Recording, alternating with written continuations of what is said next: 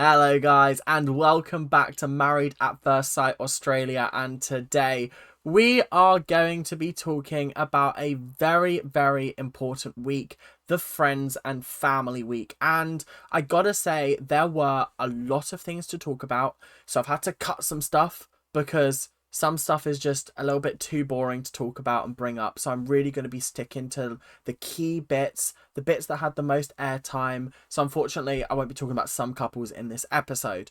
However, next episode is the fourth dinner party, so make sure you stick around for that. But in the meantime, if you are enjoying the channel, make sure to like, comment and subscribe.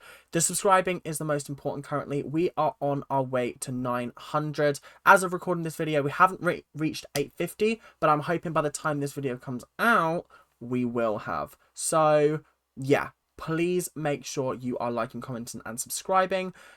Yeah, we're trying to get to 1,000, and then I've got a treat for you guys, which may or may not involve a certain master of tasks.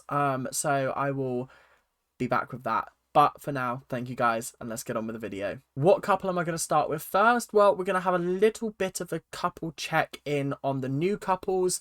The new couples are doing well. We've got Stephen and Michael doing well. They did a hug. They wrote a letter where Stephen explained why he's got trust issues because obviously his dad cheated on his mum and things like that. Then we went over to Jade and Ridge. Jade opened up about how she felt during her pregnancy and how she felt betrayed by her ex-partner, etc, etc. And I actually feel like I misjudged Ridge. He's actually a very kind, caring and supportive guy at the moment. I say that with like caution because I've heard that he might get a little bit dodgy later on, but I don't know. I haven't seen that yet, so I can't judge him on that. But at the moment, he's very kind, caring and supportive, and I am liking the vibes I'm getting from him. He does seem very lovely and not as much of a dick as I thought he was going to be. But the other couple, Madeline and Ash, have actually decided to call it quits and have decided to leave the experiment. I'm not surprised in the slightest. I think Ash kind of had a change of heart the next day and was like, actually, this bitch is crazy and I don't want any part of this. This is not what I came for. This is not what I'm interested in. I've wanted someone that I found a connection with, and I just haven't with her, like, at all. Like, not even slightly. And I'm not willing to try. So they just left. And I thought, you know what? Absolutely fair and valid. They're not wasting anyone's time. Good on them. So we came up with Jack and Tori first. Jack and Tori. What to say about them other than they think they're an incredibly strong couple, but they're only strong because they're just as toxic as each other, and that's all I've really got to say on their relationship. But they did have a lovely lunch with Tori's friend Leah. Obviously, Jack's got no friends. He's only got clients from his gym. So they didn't come and visit Tori, but Leah did. And I gotta say, Leah visiting was a little bit of a breath of fresh air. But she did notice that Tori is very different to how she was, which is a little bit of a red flag. I don't know whether it is a red flag to change in a relationship and, like, be different. I think it's bad personally. I don't think that you should be changing yourself just to be in a relationship with someone. I think that person should accept you as who you are and move on with that. That is something that I'm very sort of strict on. I'm like, don't, like, I'm willing to change, but I'm not willing to change who I am.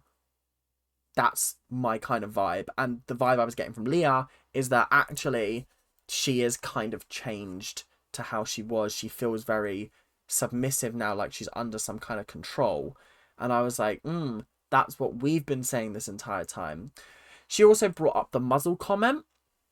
That was a little bit awkward. And he kind of delivered his whole sort of like, oh, I have mothers and brothers and sisters and dogs, cats and aunties and nieces that I feel like I utterly disrespected.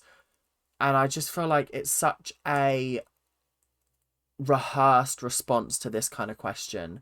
and I'm kind of just over him in general. Yeah.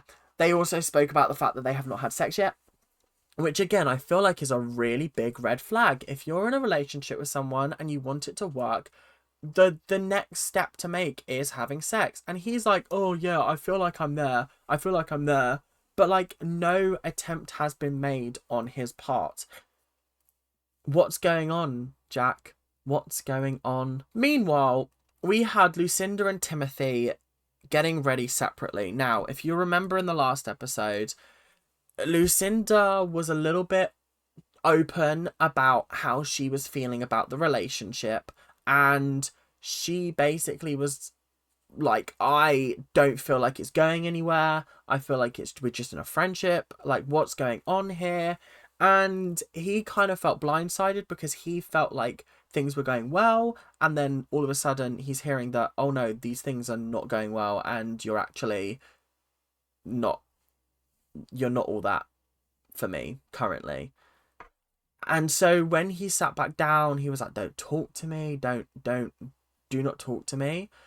And I was just like, Timothy, I feel like you've taken the wrong thing away from this conversation. This was not an attack on you. This was just a, come on, please just give me something. And so he spent most of the week being just a bit pissy with her and just snapping and just not being very nice. They've been like living apart for the week. It's just not been great vibes. But obviously they went to go meet their family and friends. We had Timothy's friend, I can't remember her name. She was lovely, and I think there was another friend of his there also. And we also had Lucinda's parents. Now, Lucinda's parents, absolute big green flag. They care about her daughter so much, and I love them. They're so lovely. But obviously they started having a little bit of a passive aggressive argument at the dinner table, and it was just a little bit awkward, and I was like, oh, this is not comfortable, this is not nice, this is not good, I can't have this, no. I don't know why I went northern there, but yeah, it's not nice. And I just feel like this is a couple that is really, really having troubles because he's so stubborn. And I think it took his friend being like, yo, Tim, let it go.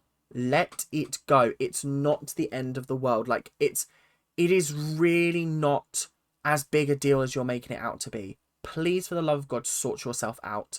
And she's obviously getting emotional because she's like, the only reason why he's being this nasty and this spiteful is because he uses it as a trauma response. When he feels like he's not wanted, he lashes out because then it makes it hurt less. And I was like, I totally get that. And it does make it really hard for me to be like critical of him because he is so damaged and hurt, and he deserves the world. And Lucinda is such a genuine, beautiful soul and is trying desperately to connect with him. And it actually took her dad sitting him down and being like, you're boring. Like, what's going on here? You keep saying, oh, I've got walls, I've got this, I've got that. But like, I'm just hearing the same old waffle, mate. What's going on? Like, come on. And obviously this is making Tim laugh. And he's like, when I laugh, my walls drop and then I can be open and be receiving of information. But obviously then her dad goes, just have a one night stand with her, and then see where it goes. And Tim was like, what? That's the craziest thing I've ever heard, is have a one night stand with my daughter. That's crazy. But I do think that this has really helped Timothy out, and it's made him look at his relationship in a whole different light and feel differently about it, which I'm very, very grateful for. I'm happy that he is now looking like he's on the right path. We'll talk about more of this. We'll talk more about this in the dinner party episode. But yeah, for now, good vibes, very happy, and I am looking forward to seeing how they progress. I don't think it will last, but I think they are building such a beautiful, loving friendship that no matter whether they end up together at the end of this, they are going to have each other in their lives for a long time after this, because I think they give something to each other that the other person doesn't have, and I think that's what's the magical part about this couple. Whose idea was it to cast Ben and Ellie, for that fact? Whose idea was it to cast these two? Because these two are the worst couple I have ever seen on this show. Like, it's genuinely dreadful to watch. It's just red flag after red flag. And I'll be 100% honest, he's bad, but she's not any better. She's not much better. Let's just put it that way. I still can't get over the whole sort of like blind side of him in the last episode, in the last like commitment ceremony, where she was like, "Oh, actually, I don't think you're genuine," and he's like, "Huh? And obviously, because like it just felt like it came out of nowhere. It didn't have any like foundation to it, and it just kind of left me really confused. But obviously, at the start of this episode, before the recaps even come in, she's barking on about how Ben's gone missing. He's nowhere to be found. The production team can't find him, and he's not in the flat because they've spent the night apart in different flats. Apparently there are just loads of extra flats for people to stay in, apparently. So I just don't understand what's going on, because then Ben calls her later and they've got like the camera out the window looking at him across the square, and he's like, I'll come back when I'm ready to talk. I didn't really sleep much last night. I need to get my head down, sort myself out. I'll sort it out. We'll sort it out. The next time we see him, he's writing her a song. And first of all, it was pretty dreadful. And then he showed her the lyrics rather than playing the song to her, because he said, "Oh, I can't remember how it goes." He just showed her the lyrics, and she was like, "Wow, actually, this is really, really lovely, and this is great." And then, within like the same episode, he's been kicked out of the flat, and suddenly there's like a massive like furore of like, the fuck's happened? Why has he been kicked out of the flat? Why is Ellie like having a go at him? Like, what's going on here? And apparently he has sat her down for 2.5 hours. 2.5 hours. I just want you to remember that fact. 2.5 hours. And he listed everything that he didn't like about her. And this included things like, he doesn't like the fact that she wears a lot of makeup. He doesn't like the fact that she's 32 and he's 39. He doesn't like the fact that she's from the Gold Coast. He doesn't like the fact that she's emotional. And he doesn't also like the fact that she's very talkative and good at conversation, and he's not. What possessed him to do this? But also, and I'm going to say this, and I mean this with the utmost respect, I do not doubt that he did this. But this is now the third time that something has happened off camera, and then Ellie's come on camera and been like, "Oh, by the way, Ben did this." And this really frustrates me, because with all of the other couples, their bust-ups and their arguments are shown on camera, or they're spoken about in length afterwards between the pair. This is the only couple where this does not happen, and it's starting to raise like alarm bells and flags and things that make me feel like this is not the full picture, and that potentially Ellie is using the fact that this was not caught on camera to make Ben out to look a lot worse than he actually is. Because do I believe that he sat her down and was like, "I don't like this, I don't like this, I don't like this, I don't like this, I don't like this, I don't like this"? No. I don't believe he would do that for 2.5 hours. You're telling me that there was not a camera on them for 2.5 hours when all of this was going on, and she was making notes? It just struck me as odd. It just struck me as odd. Do I think that he had a conversation with her and was like, "Look, as much as I do like you, here are some things that like I just they just make me feel a little bit uncomfortable, and I don't know how to deal with it currently. I feel like it was more along that line, but I just it just really strikes me as odd that this is now the third time in a row that he's done something that's made people go, "What the fuck, Ben?" And it's all been off camera. Like the mimicking, we never really got what like his side of the story on that. It was all just what Ellie said. And then the second thing was when they'd had an argument about him in bed being like, "Oh, I don't feel like we're a match." And then suddenly it's like, "What? Huh? Why was that not caught on camera?" I feel like there's a lot of inconsistencies with the story, but like they're not asking the right questions to Ben to get the information out of him. So it is just a big mess at the moment with those two. Okay, the last couple we're going to talk about, and then we're going to end the episode. I've only really talked about 4 couples because the rest of them, there was nothing really dramatic going on with them. There was like Tim and Sarah. I had a little bit of an uncomfortable time with Tim's friend, but like other than that, there wasn't really anything going on. Andrea and Richard. Andrea and Richard have had a huge argument, and they've both just not reconciled after it. It's not in a good place at the moment. And the whole reason why he's upset with her is because they came away from the commitment ceremony being like, "Yo, we're going to spend more time together. We're going to grow that bond back. We're going to really get back to where we were." And then Andrea spent a significant portion of the evening on the phone to her friends, and he just got pissed off because he was like, "You're meant to be spending time with me and you're on the phone to your friends." I can understand his frustrations. I can understand how she's like, "Well, I'm allowed to talk to my friends."